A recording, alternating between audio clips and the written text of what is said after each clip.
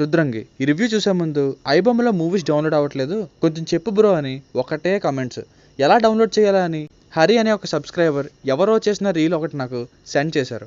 నేను ఆ రీల్ని యూట్యూబ్లో కాదు కానీ ఫీట్గార్డ్ మీడియా అఫీషియల్ ఇన్స్టాలో షేర్ చేస్తున్నాను. మన అఫీషియల్ ఇన్స్టా లింక్ని డిస్క్రిప్షన్లోను కమెంట్స్లోనూ ఇస్తున్నాను, కావాలంటే చెక్ చేయండి. ఐబొమ్మ అనేది ఒక పైరేటెడ్ వెబ్సైట్ కాబట్టి ఇన్ని రోజులు దానికోసం పెద్దగా మాట్లాడలేదు. బట్ చాలామంది అడుగుతున్నారు కదా అని ఇన్ఫర్మేషన్ ఇస్తున్నాను. ఇదంతా తెలియక కొందరు ఏంటి ఐబొమ్మ వెబ్సైట్ రావట్లేదు, మాకు రిప్లై ఇవ్వవా అని కొందరు ఇలాంటి కామెంట్స్ పెడుతున్నారు. కొంచెం వాళ్ళు అర్థం చేసుకుంటే మంచిది. ఇక ఈ రుద్రంగి రివ్యూ విషయానికి వస్తే 2 hours 18 minutes రన్ టైంతో లాస్ట్ మంత్ థియేటర్లో రిలీజ్ అయ్యి పెద్దగా ఆడకుండా పోయింది. ఇప్పుడు ప్రైమ్ వీడియోలో స్ట్రీమ్ అవుతుంది. సినిమా చూసాక నాకైతే యావరేజ్ అనిపించింది, అంతేం నచ్చలేదు. ఎన్నో సినిమాల్లో చూసిన సీన్స్నే ఇందులో కూడా. పాత సినిమా అయిన ఒసే రాములమ్మ మూవీ గుర్తొచ్చింది. ఈ రుద్రంగి దాని 2023 వెర్షన్లా అనిపించింది. ఇంకా అదే బెటర్ దీనికంటే. ఎందుకు ఏంటి అన్నది మీకు క్లియర్గా ఐడియా రావాలంటే ప్లస్ అండ్ మైనస్ పాయింట్స్ మొత్తం చూడండి.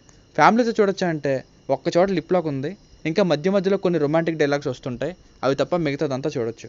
సినిమా దేనికోసం అంటే స్టార్టింగ్ ఓపెనింగ్ సీన్లోనే దొరసాని అయిన మమతా మోహన్ దాస్ గారి దగ్గరికి ఒక అతను ఒక అమ్మాయిని తీసుకొచ్చి ఈమెనే మల్లేష్ అన్న బిడ్డ అని పరిచయం చేయడంతో ఫ్లాష్ బ్యాక్లోకి వెళ్తుంది కదా. అసలు ఆ ఫ్లాష్ బ్యాక్లో ఏం జరిగింది, ఆ అమ్మాయి అసలు ఎవరు అన్నది స్టోరీ. ప్లస్ పాయింట్స్, జగపతి బాబు గారిని రిఫ్రెషింగ్ రోల్లో కొత్తగా చూస్తారు. ఇతను ఇంతకు ముందు సినిమాల్లో ఇటువంటి యాక్టింగ్ అయితే నేను చూడలేదు. Energetic performance. ఇక మమతా మోహన్ దాస్ గారు నెగిటివ్ షేడ్స్ ఉన్న రోల్లో మంచి అవుట్పుట్ని ఇచ్చారు ఉన్నంతలో. ఫస్ట్ హాఫ్లో కొన్ని సీన్స్ ఆకట్టుకుంటాయి, అలాగే కొన్ని ఎమోషన్స్ పర్లేదు. సినిమాటోగ్రఫీ కూడా బాగానే ఉంది. రుద్రంగి అంటూ వచ్చే బ్యాక్గ్రౌండ్ మ్యూజిక్ మాత్రం చాలా చాలా బాగుంది. మైనస్ పాయింట్స్, సెకండ్ హాఫ్ ఒకటే డల్. ఎక్స్పెక్టెడ్గానే కాకుండా మంచి మెలో డ్రామాతో, ఫుల్ ఓవర్ యాక్షన్తో, రొటీన్ సీన్స్తో, సాగతీసిన ఆర్టిఫిషియల్ ఫీలింగ్తో వెళ్ళింది. Comparatively first half is good and hero acting కూడా పెద్దగా అనిపించలే. మెయిన్ నేను డిసప్పాయింట్ అయింది ఏంటంటే మమతా మోహన్ దాస్ గారి ఫుల్ లెంత్ రోల్ నుండి సైడ్ రోల్ చేసేసారు. ఇంటర్వెల్ సీన్ వరకు చూసిన తర్వాత ఎవరైనా ఓహో ఈవిడికి సెకండ్ హాఫ్లో ఏదో పెద్ద రోలే ఉండబోతుందని ఎక్స్పెక్ట్ చేస్తారు. Completely opposite.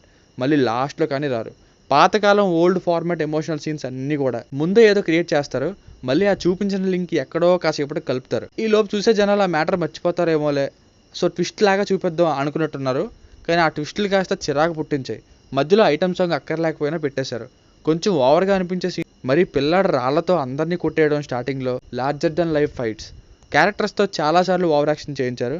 ఈ మాత్రం దానికి ఎంత చెయ్యాలా అనే ఫీల్ ఎన్నోసార్లు వచ్చింది. సో ఫైనల్గా మూవీకి వర్డిక్ట్ ఏంటంటే ఫస్ట్ హాఫ్ వరకు అలా అలా చూసేయచ్చు, కానీ second half is too lengthy and dragged with melodrama just for few moments. దీనికి రేటింగ్ వచ్చేసి ఇది నా ఒపీనియన్ 2.5/5. మీకు కనుక నా రివ్యూ నచ్చినట్లయితే మరిన్ని రివ్యూస్ కోసం మన ఛానల్ని సబ్స్క్రైబ్ చేసుకోండి. Thank you.